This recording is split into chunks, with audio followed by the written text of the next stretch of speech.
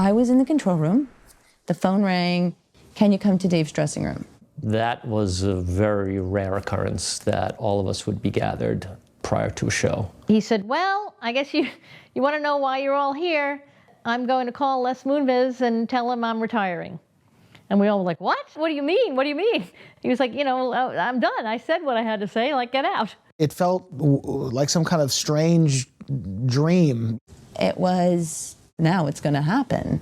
Oh, God, I need to find another job.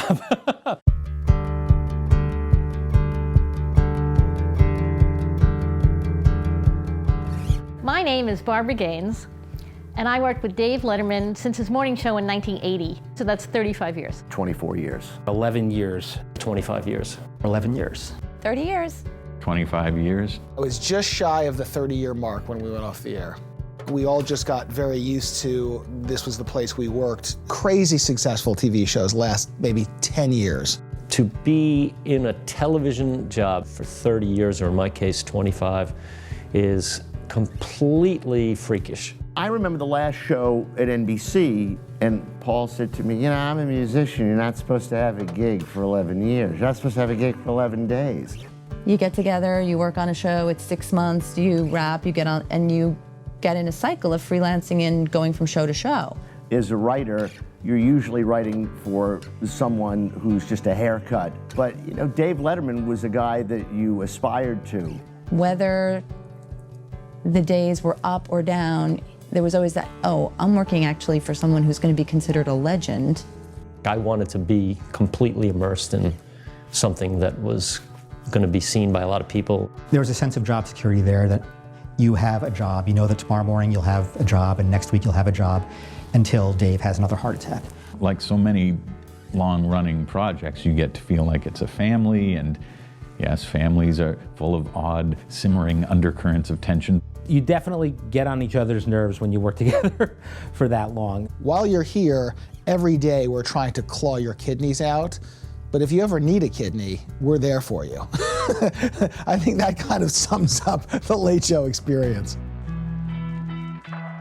The excitement of the end of the show was drawing a very quick line to the fact of this was going to leave my life, and what am I going to be able to do that's going to compare with what was really my dream job?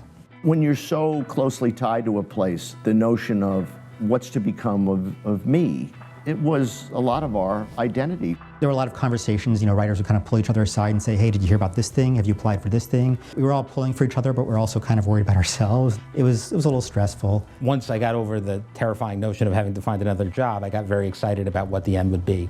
It was a creative peak.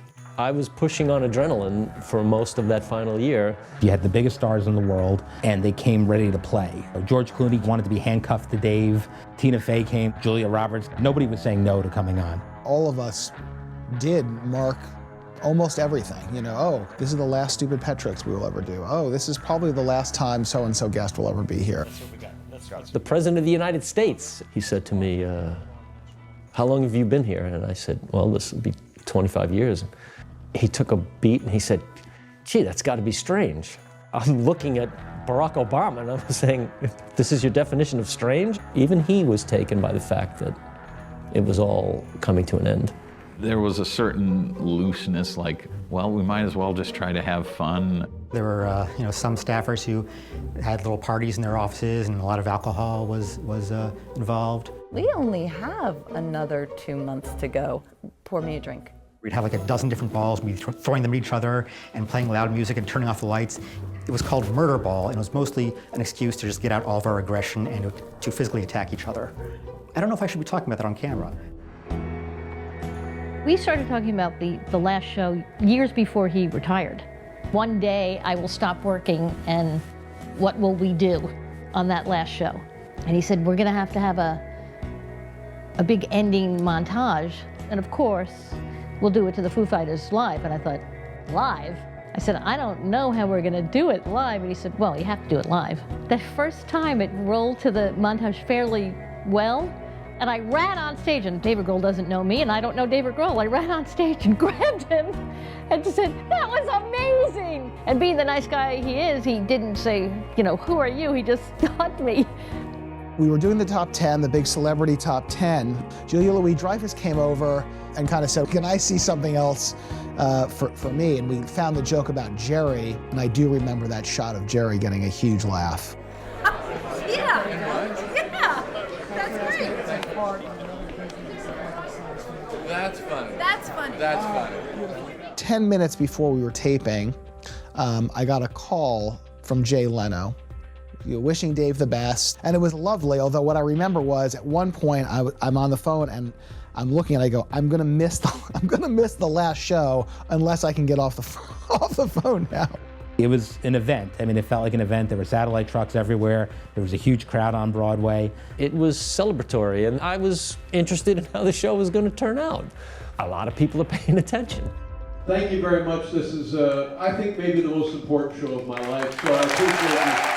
I heard that, and all of a sudden it's like, oh, right, it's the last show. The guy is saying goodbye to his entire professional existence. So I felt an obligation that you got to get this one right. The world at large didn't know I made that montage, but I knew I made it, and it was my life. Of course, it was David Letterman's life, but it was my life too. For so many people to describe that last show as perfect, that was really gratifying. The best thing about the last show going so well was that you could leave with absolutely no regrets.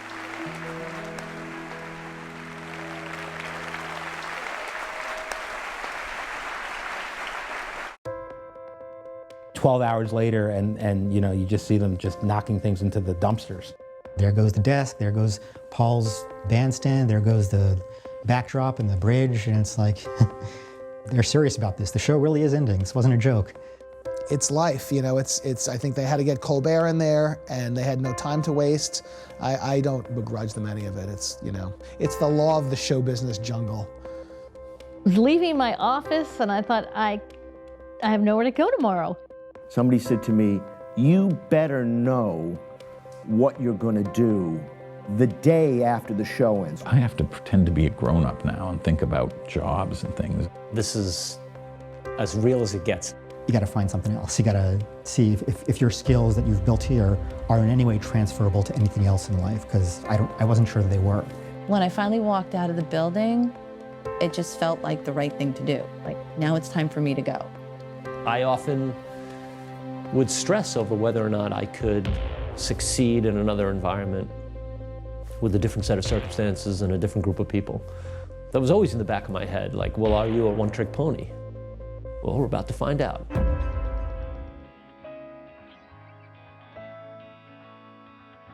It's not a surprise to me that people that worked on The Late Show have gone on to success, because you're producing a show every day on the highest level. I'm proud to have been a part of television history. I think the jury is still out as to whether Steve Young will have a career that blah, blah, blah, and then Letterman was an asterisk to it, or really is it just going to be Letterman writer Steve Young also tried briefly to do other things. 20 years from now, if you and I run into each other, we will look at each other and with an unspoken glance, we will know, yep, we were there, we know what that was. It was a formative moment in my life, and very little of the craziness has withstood the test of time. It's mostly just fond memories, with a few key exceptions. I worked on a big-ass broadcast with a really dynamic group of people and a guy who will be in the history books. I brought a lot of my strength to that show, but I gained a lot of knowledge and strength from the show. I know I'll do fine.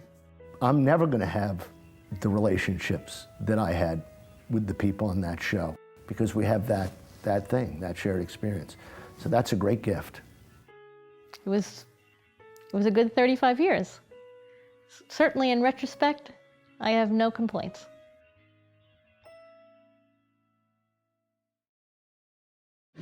Hi, I'm Dave Letterman. A lot of folks say, hey Dave, what have you been up to, man? I'll tell you what, bought myself a piece of real estate right here on 55th Street in Manhattan. I'm telling you, I've never been happier. It's a place to be, and if you're ever in the area, you know, show, lunch, that kind of thing, business appointment, stop by. Love to see you. Take care. Hey, is that my pie?